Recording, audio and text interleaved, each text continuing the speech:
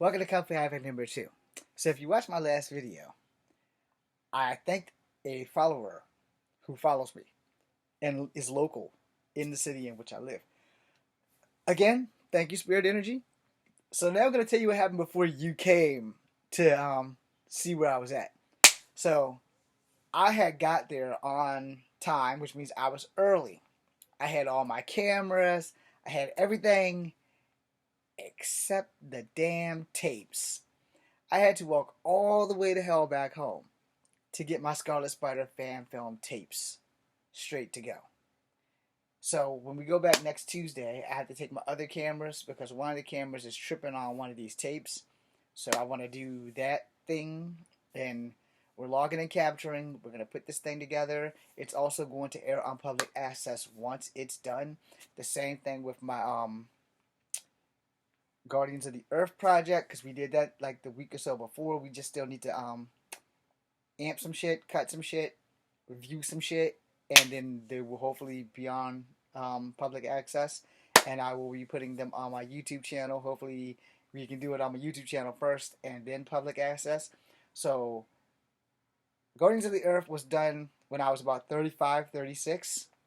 I'm now 50, so that should tell you guys that there's a 20-year gap between that and what you see here.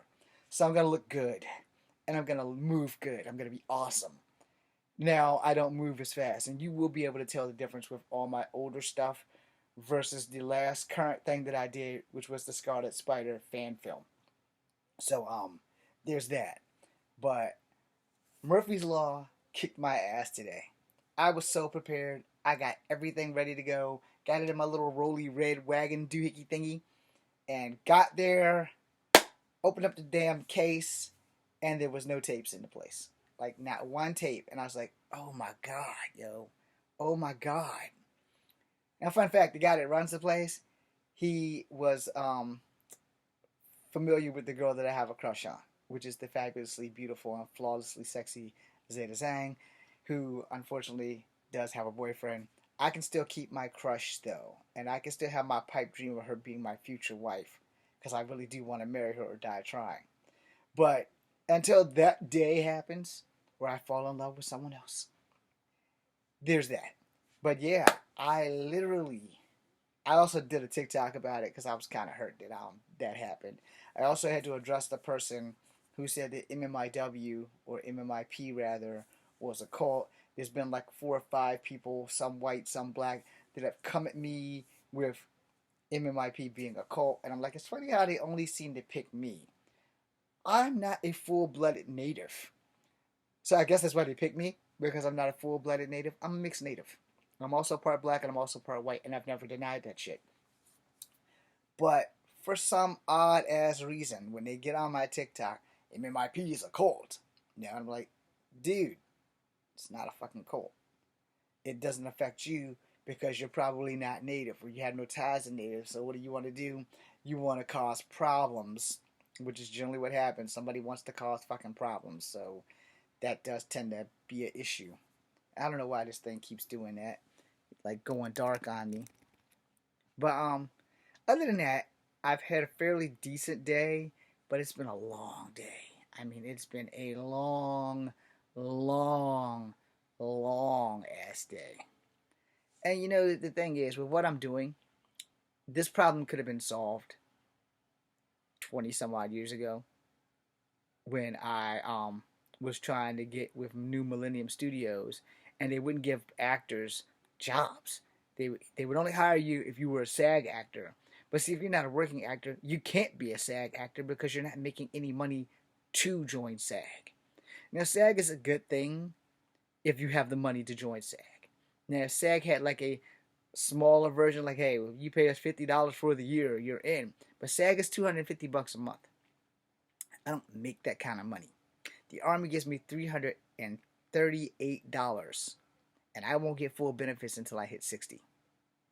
That's 10 years from now, if I'm lucky enough to live to see it.